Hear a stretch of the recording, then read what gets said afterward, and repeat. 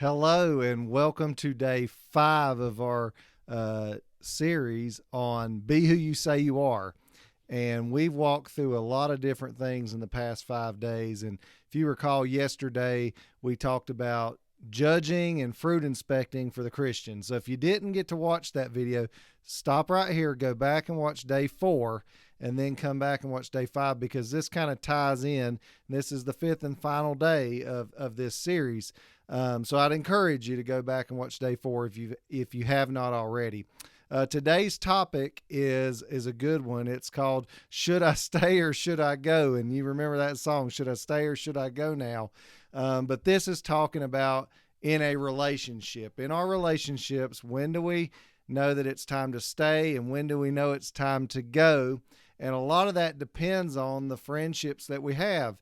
You know, we talked in our last series, God's Will for My Life, about positive relationships, Christian relationships, and then toxic relationships. And I'd encourage you to go back and watch those episodes as well in that last series. But depending on what type of relationship you're in, you reach a pivotal point where you either have to decide to stay or go. And today we're going to talk about what to do when you're put in situations where you're going to be tempted to sin.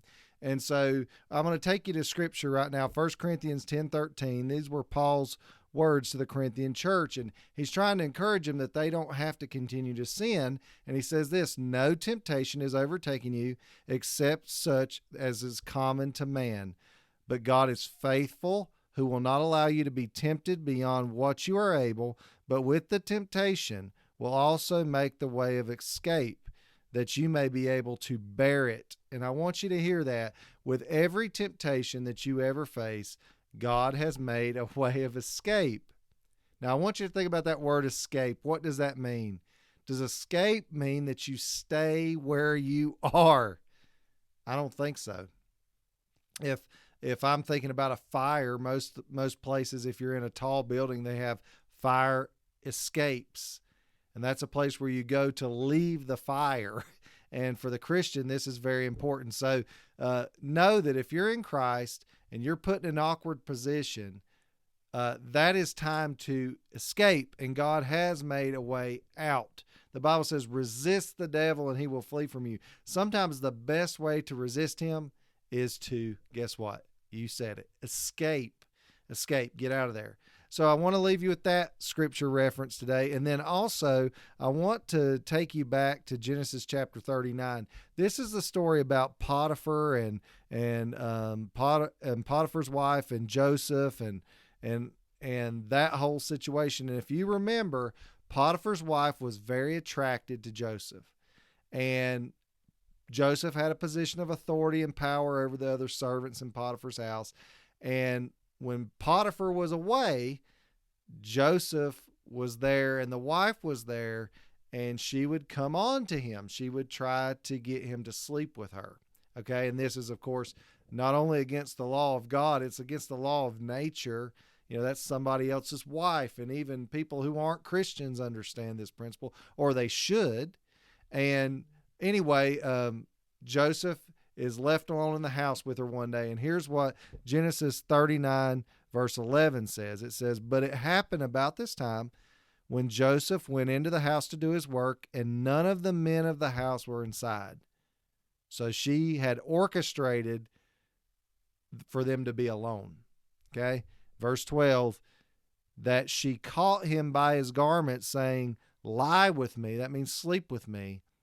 "But he left his garment in her hand and fled and ran outside."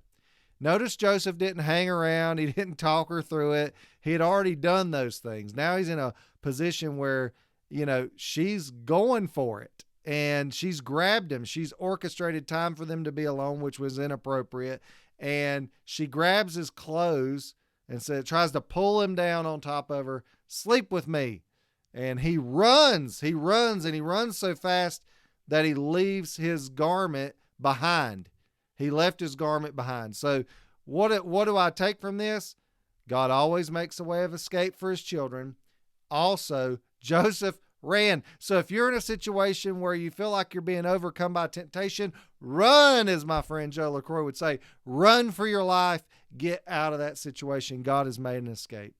Should I stay or should I go? I would say 99% of the time for the Christian, if we know there's sin going on in a certain area, we need to flee it. We need to resist the devil. The best way to resist him is don't put yourself in the octagon of sin. Don't put yourself in that realm. So when we're thinking through our relationships and people that we're around, if we're constantly being put in places and in circumstances we shouldn't be put in, it's time to go. If we're in relationships where maybe there's just a little bit of conflict, but people aren't asking us and putting us in precarious situations to sin, where we don't always feel like we're being called to compromise, that's a relationship where you can stick and disciple the other person. But if you're constantly being overwhelmed by your circumstances, it may be time to go. So should I stay or should I go? I'm going to tell you 90+% of the time, with your friendships, your relationships, your boyfriends, your girlfriends, all that kind of stuff, if you're constantly being put in a situation where sin is prevalent, it's time to go. And don't just tiptoe out of there. Run, and run fast, flee. Remember, it's like a fire escape. Get out of there. Thank you so much for watching this series. Don't forget to like, comment, share, subscribe, hit the notification bell, and please help me get the word out on these videos. The design of this is to reach our young population, our teenagers and our young adults, but also adults of any ages. But my primary target group is to reach our young people. Help me do that. Stay tuned for our next series coming next week. God bless.